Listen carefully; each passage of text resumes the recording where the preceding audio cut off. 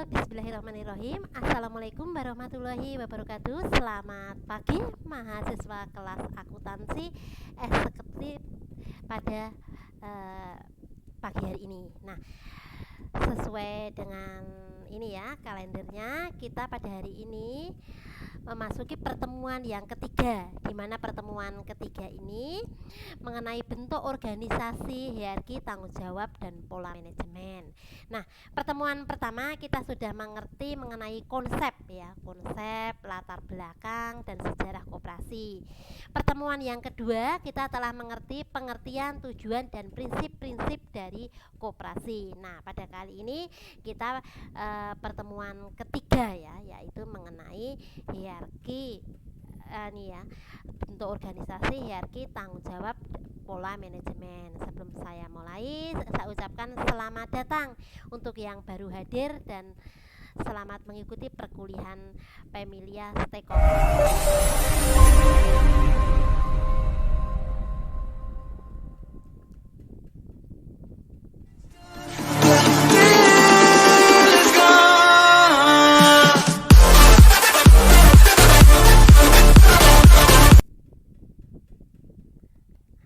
Oke, terima kasih yang sudah hadir di live chat. Jangan lupa selain kalian di live chat, absen disiakan ya.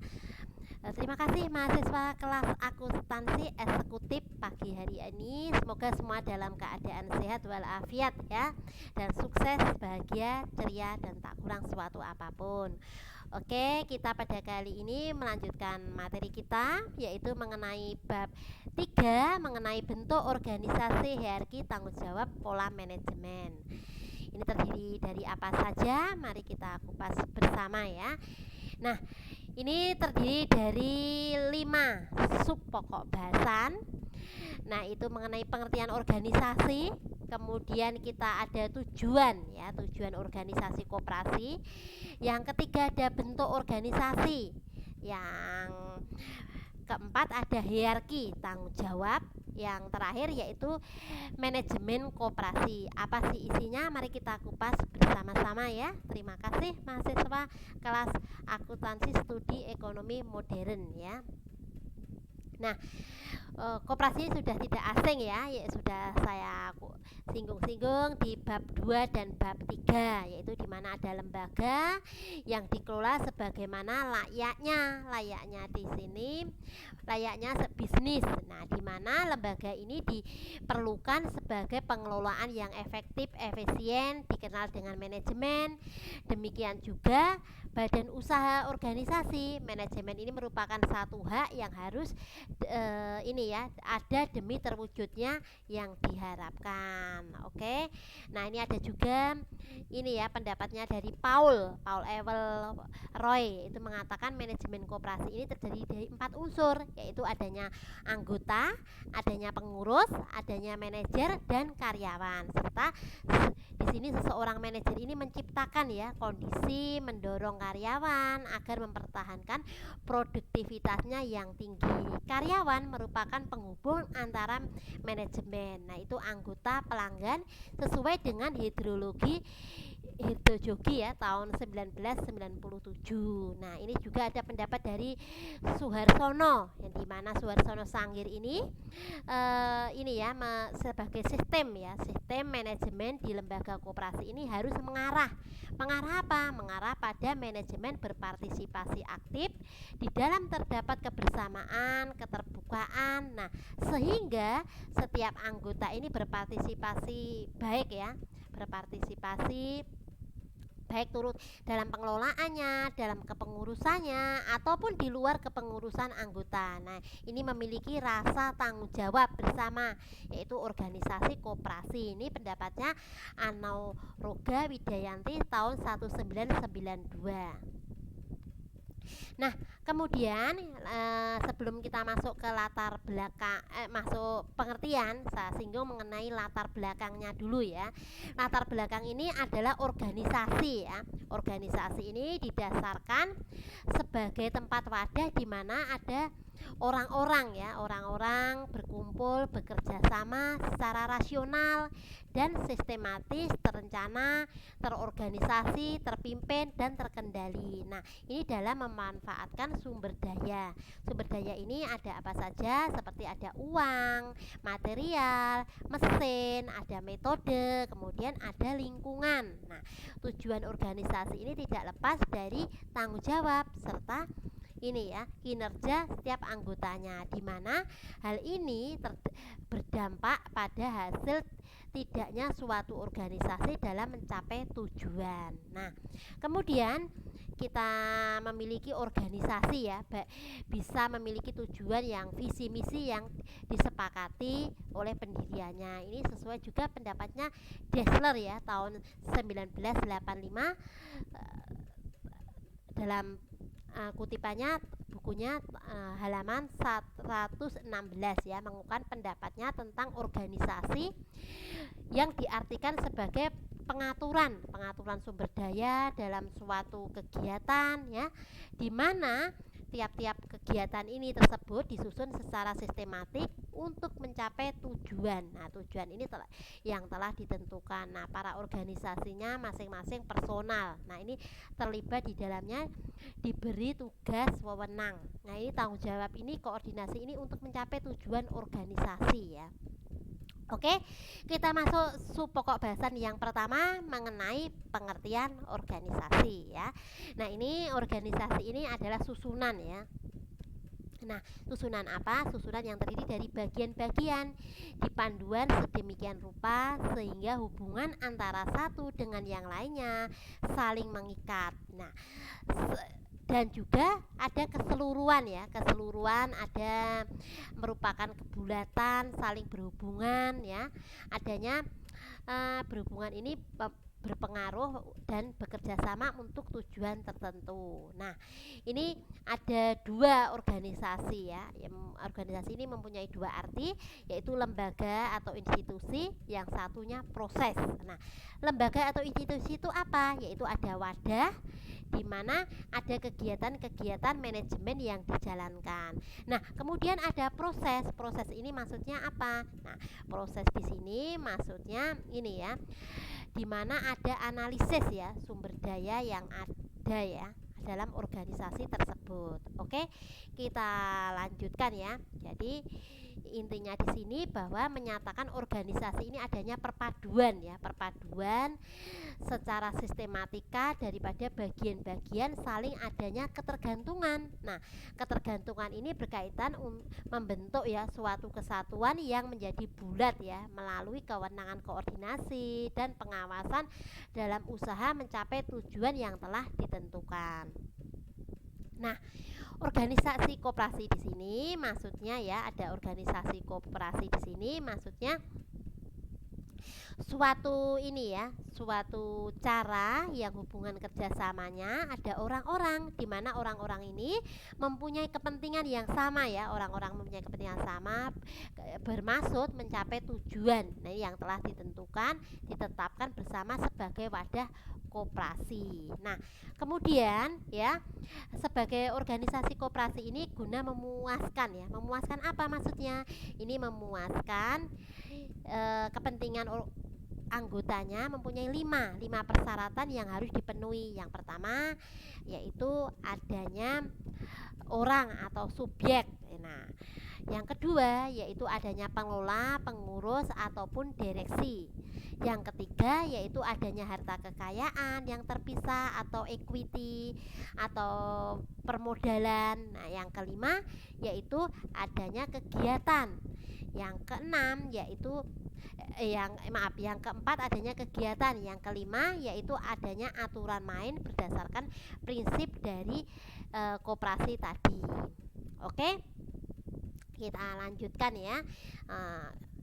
Nah, ini kita masuk ke tujuan dari organisasi. Nah, tujuan dari organisasi itu apa?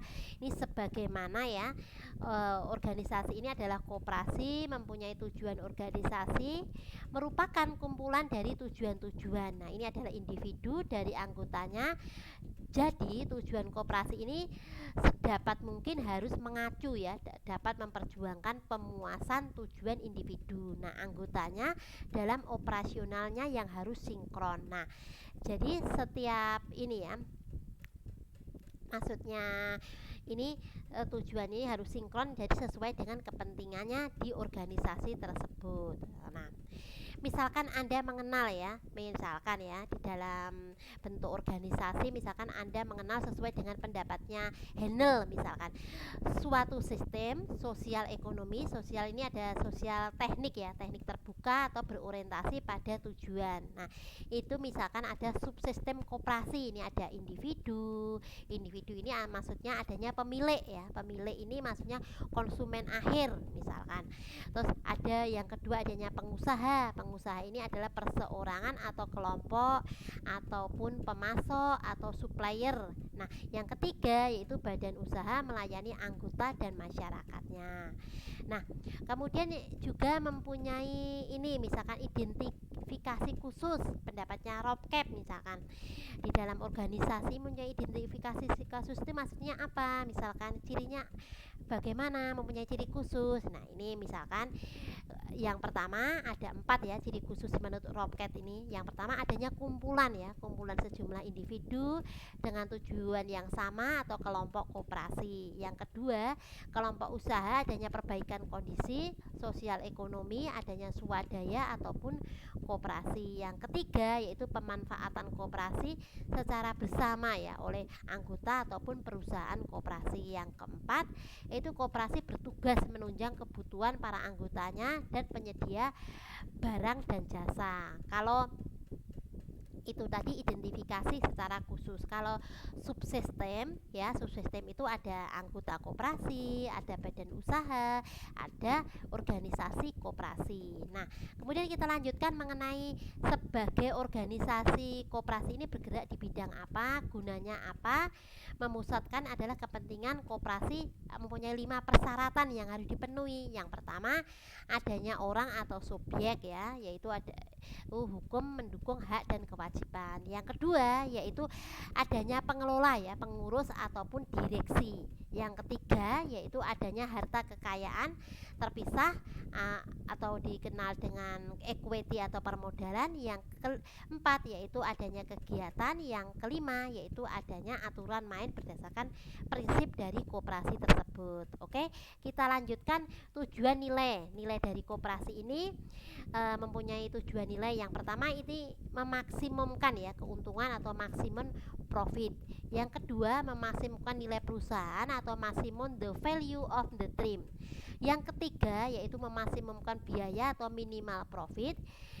Kemudian kita masuk ke mengidentifikasi tujuan koperasi ini. Nah, ini maksudnya di sini yaitu tujuan koperasi perusahaan badan usaha tidaklah semata-mata hanyalah orientasi ya atau profit oriented. Nah, namun melainkan ini adalah ada manfaat atau benefit oriented. Nah, oleh karena itu banyak sekali ya kasus ya koperasi atau manajemen koperasi yang tidak mengejar keuntungan. Nah, tujuannya perusahaan ini adalah bekerja sama didasarkan pelayanan atau service a cost. Nah, untuk koperasi Indonesia tujuannya adalah usaha koperasi, yaitu memajukan kesejahteraan anggota yang khususnya masyarakat pada umumnya. Nah, ini sesuai dengan Undang-Undang Nomor 25 Tahun 1992 pasalnya yaitu pasal 3 ya.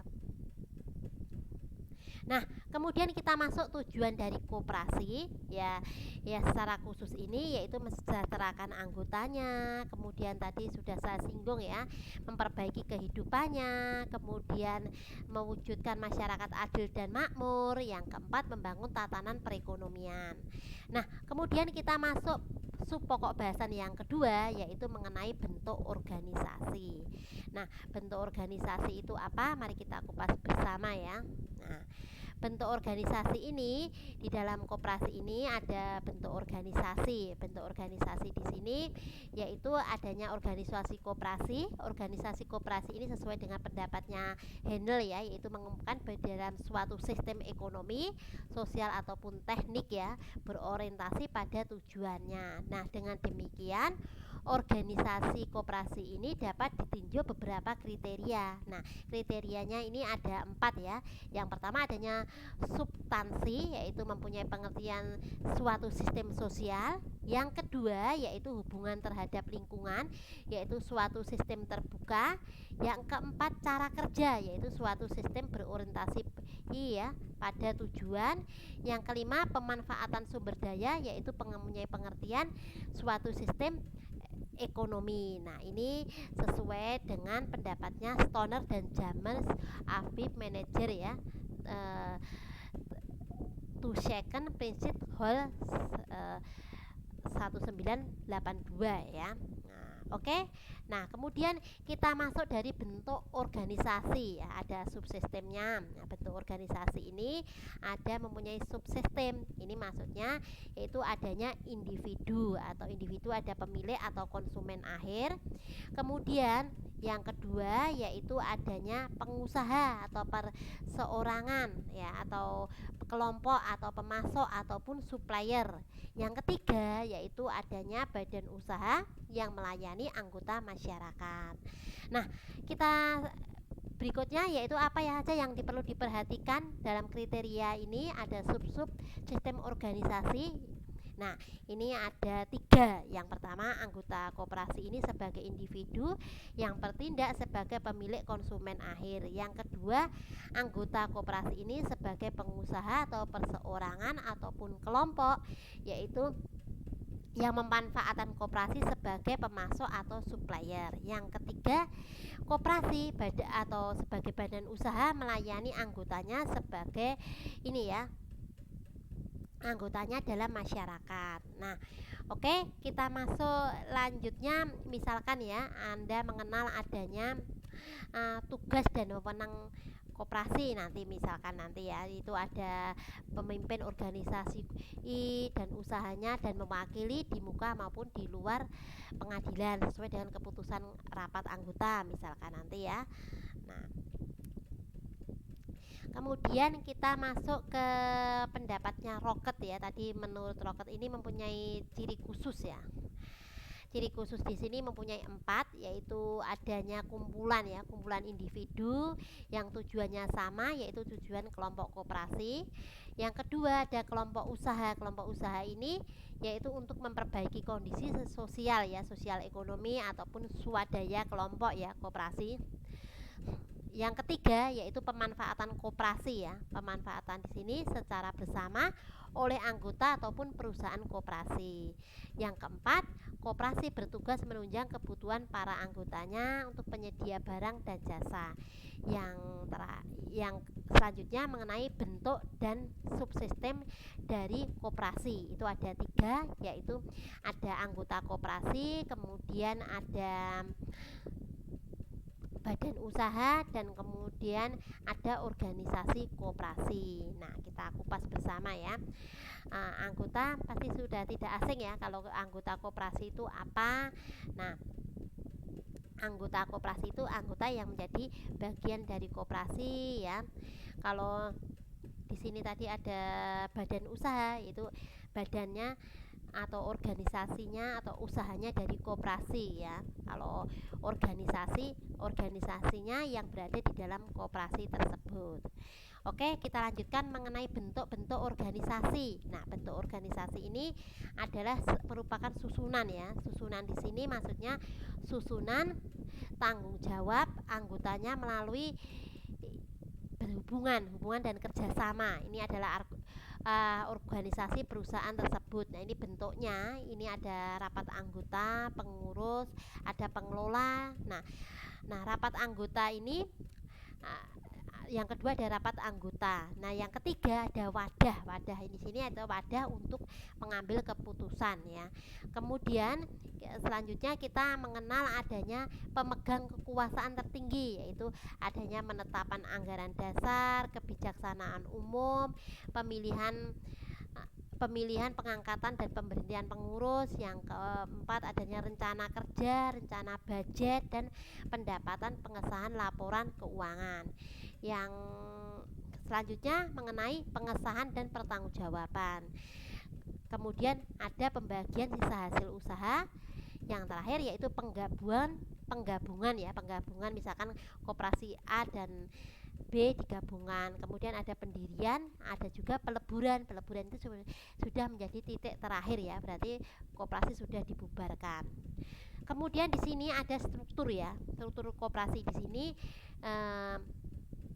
di Indonesia ini diunut berdasarkan perangkatnya. Koperasi ini meliputi rapat anggota, ada pengurus, ada pengelola, kemudian juga ini ya, sebenarnya ini struktur organisasi yang tidak hanya mencakup dari segi intern ya, tetapi juga mencakup dari segi ekstern. Ini sebagai badan usaha sekaligus merupakan gerakan ekonomi rakyat ya, ekonomi rakyat, maka keduanya mempunyai segi koperasi yang harus dilihat ya, sebagaimana satu kesatuan yang tidak dapat dipisahkan satu dengan yang lainnya. Nah, kalau ini sudah mengerti ya pengurus itu apa. Nah, pengurus di sini ini adalah dikatakan pengurus ini apa, pasti sudah tidak asing ya. Pengurus koperasi ini adalah suatu perangkat ya, koperasi yang merupakan suatu lembaga atau badan struktural koperasi dengan kedudukan pengurus. Nah, pemegang kuasa rapat anggota ini memiliki tugas wewenang ya, juga sesuai dengan ketetapan Undang-Undang Nomor 25 Tahun 1992 tentang koperasi, perkoperasian, anggaran dasar, anggaran rumah tangga, serta peraturan lainnya yang diputuskan dalam rapat anggota. Nah, kemudian dalam pasal 29 ayat 2 ini, Undang-Undang Nomor 25 ini tahun 1992 perkoperasian ini disebutkan bahwa pengurus adalah merupakan pemegang kuasa rapat anggota. Sedangkan dalam pasal 30 diantaranya adalah pengurus ini bertugas sebagai pengelola koperasi dan usahanya. Pengurus juga berwenang sebagai mewakili koperasi di dalam maupun di luar pengadilan. Nah, tugas dan kewajiban pengurus ini adalah memimpin organisasinya dan usahanya koperasi itu serta mewakilinya ya di luar pengadilan. Tugas dan kewajiban pengurus ini adalah yang pertama adalah mengelola koperasinya, mengajukan rancangan, rencana kerja, belanja koperasi, menyelenggarakan rapat anggota, serta mengajukan laporan keuangan dan pertanggungjawaban ya. Ada daftar anggota dan pengurus. Kemudian yang kelima adalah wewenang. Kemudian yang keenam mewakili koperasi di dalam maupun di luar pengadilan. Kemudian meningkatkan peran koperasinya. Kemudian kita ada pengelola ya, ada pengelola. Pengelola itu apa? Pengelola di sini maksudnya bertugas melakukan usaha sesuai dengan kuasa ya dan wewenang ini yang diberikan oleh pengurus. Nah, tugas dan wewenang ini adalah misalkan membantu ya, ada 4, membantu memberikan usaha kepada pengurus dan menyusun perencanaan. Yang kedua yaitu merumuskan pola pelaksanaan kebijaksanaan pengurus secara efektif dan efisien. Yang ketiga, pengurus menyusun urean ya tugas bawahannya. Yang keempat, menentukan standar ya kualifikasi pemilihan promosi pegawai. Kemudian ada pengawas. Pengawas di sini tugasnya adalah melakukan pemeriksaan tata kehidupan koperasi, termasuk juga organisasi, termasuk juga ini ya kebijaksanaan pengurus. Nah, serta membuat laporan tertulis pemeriksaan. Nah, pengawas ini sebagai orang-orang kepercayaan anggota menjaga harta kekayaan anggota. Nah, di sini tugasnya wewenangnya adalah ini melakukan pengawasan pelaksanaan pengelolaan, misalkan membuat laporan tertulis, meneliti catatan koperasi dan juga mendapatkan segala keterangan yang diperlukan. Nah, pengawas juga merahasiakan hasil pengawasannya kepada pihak yang ketiga. Nah, syarat-syarat pengawas itu yaitu mempunyai kemampuan berusaha ya. Nah, mempunyai sifat kepemimpin dan disegani oleh anggota, nah masyarakat dan di sekelilingnya. Nah, yang dimaksud dari organisasi intern ini struktur organisasi yang meliputi kelengkapan ya, kelengkapan dan juga ini ya kelengkapan dari ini tadi intern meliputi unsur-unsur, ada kelengkapan, ada unsur ya pengawas, pengurus dan anggota, dan juga bekerja sama sesuai dengan kapasitas masing-masing. Nah, sedangkan ekstern itu adalah hubungannya dengan kedudukan koperasi ya, baik sama tingkatannya maupun koperasi lebih tinggi tingkatannya, misalkan seperti pusat, gabungan dan induk, misalkan seperti itu. Kemudian kita masuk hierarki. Hierarki di sini maksudnya hierarki tanggung jawab. Ini ada pengurus. Pengurus di sini adalah usahanya seperti mengajukan rancangan atau budget koperasi, menyelenggarakan bagian anggotanya dan juga mengajukan laporan keuangan dan juga pertanggungjawaban ya. Yang keempat, maintenance ya. Maintenance ini ada daftar anggota, pengurus. Yang kelima, wewenang ya, mewakili koperasi di dalam maupun di luar pengadilan. Yang keenam atau yang terakhir, peran dari koperasi yaitu ke masyarakat. Tugas dan kewajiban pengurus ini yaitu pengurus ini bertugas sesuai dengan rapat anggota ya. Nah, kewajiban pengurus berkewajib mengajukan proker. Pengurus juga berkewajiban laporan keuangan misalkan, juga pertanggungjawaban. Nah, yang ketiga, pengurus di sini berkewajiban menyelenggarakan pembukaan ya dalam keuangan dan inventaris. Yang keempat, pengurus koperasi ini berkewajiban menyelenggarakan administrasi ya. Yang terakhir yaitu pengurus berkewajiban menyelenggarakan rapat anggota. Pengawas ini ya, mempunyai arti yaitu perangkat organisasi yang dipilih ya, yang dimandatkan pengawas terhadap jalannya organisasi dan usaha. Nah, dengan Undang-Undang Nomor 25 Tahun 1992 Pasal 39 bertulis bahwa bertugas melakukan pengawasan dan kebijakan pengelolaan koperasi. Nah, kemudian berwenang meneliti catatan ya adanya pendapatan dan segala-galanya. Nah, tugas dari pengawas tidak mencari-cari kesalahan ya, tetapi di sini adalah menjaga agar kegiatan dilakukan koperasi sesuai dengan ideologi, anggaran dasar dan anggaran ini ya, anggaran rumah tangga koperasi, keputusan rapat anggota. Yang kedua yaitu melakukan pengawasan. Pengawasan di sini sesuai dengan kebijaksanaan pengelolaan ya organisasi. Yang ketiga yaitu pengawas koperasi ini meneliti catatan fisik, ada koperasi, ada pendapatan, keterangan yang diperlukan. Kemudian kewajiban pengawas di sini yaitu membuat laporan ya hasil kepengawasan atau hasil laporan pengawasannya tadi. Yang kedua, merahasiakan laporannya kepada pihak tiga. Wewenang pengawas di sini yaitu wewenangnya koperasi berwenang melakukan pengawasan terhadap pelaksanaan kebijaksanaan, ada apa pengelolaan. Kemudian melakukan pemeriksaan tata kehidupan ya, tata kehidupan termasuk organisasi, ada usaha-usaha pelaksanaan dan kebijaksanaan pengurus membuat laporan tertulis tentang pemeriksaan.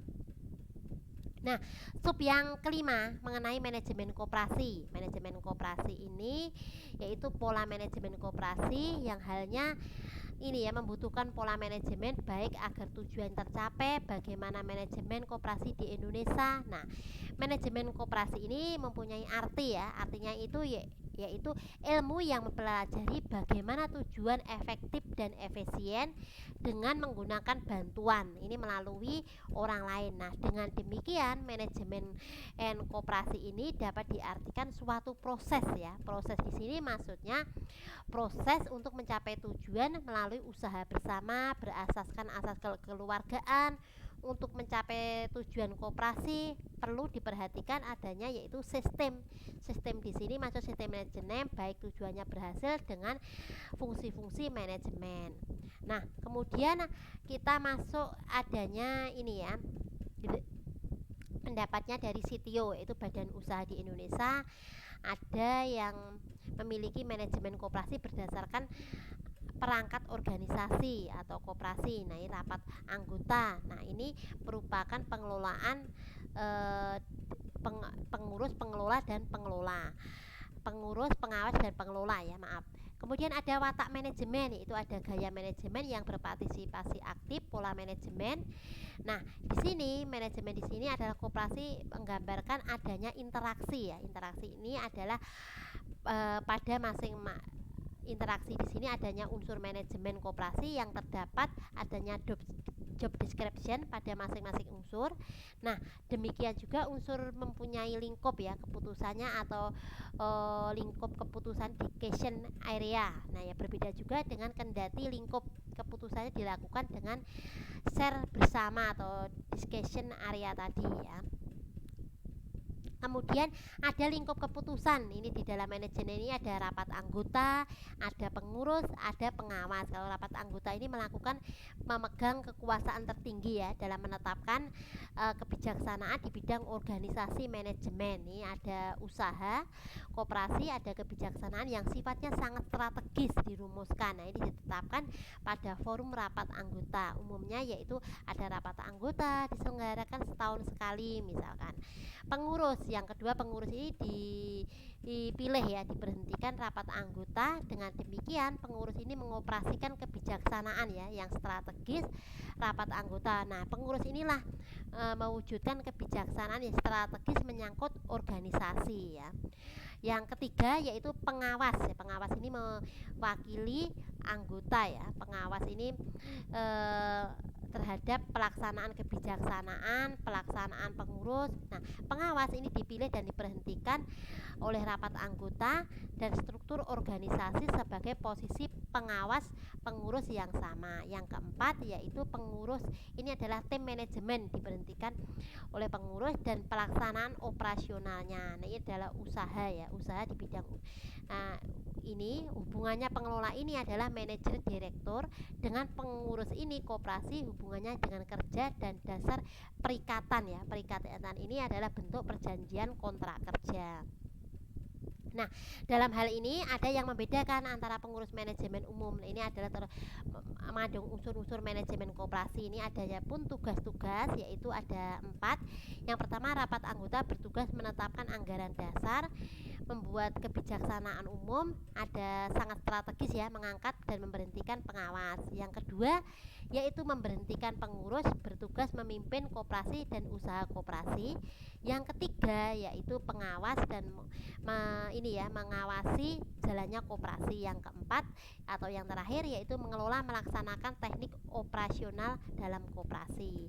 Nah, ada beberapa pola manajemen ya yang membantu adanya, misalkan di dalam koperasi ini mempunyai tujuan perencanaan. Perencanaan ini adalah proses ya dasar manajemen yang memutuskan melakukan. Setiap organisasi memerlukan perencanaan ya, baik secara kecil, perencanaan yang fleksibel, sebab perencanaan ini berbeda dengan situasi kondisi yang berubah-ubah ya di waktu yang akan datang. Misalkan hari ini dan hari esok otomatis perubahan sangat sangat cepat ya.